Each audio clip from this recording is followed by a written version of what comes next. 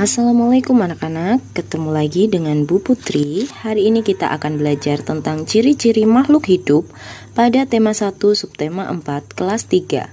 Ayo kita mulai belajar. Sebuah benda dikatakan hidup apabila memiliki ciri-ciri sebagai berikut, yaitu bergerak. Cara bergerak makhluk hidup berbeda-beda.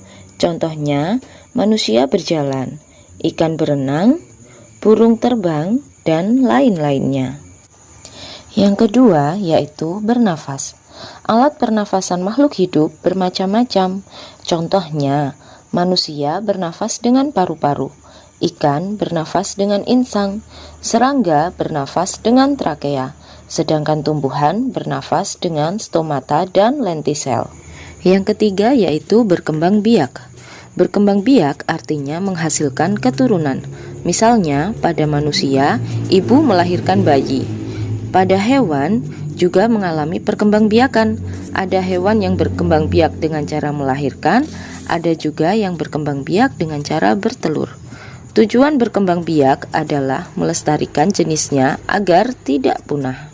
Yang keempat, makhluk hidup mengalami pertumbuhan. Pertumbuhan adalah proses bertambahnya ukuran tubuh. Manusia ketika bayi tubuhnya kecil, lalu berangsur-angsur tumbuh menjadi besar. Begitu pula hewan dan tumbuhan.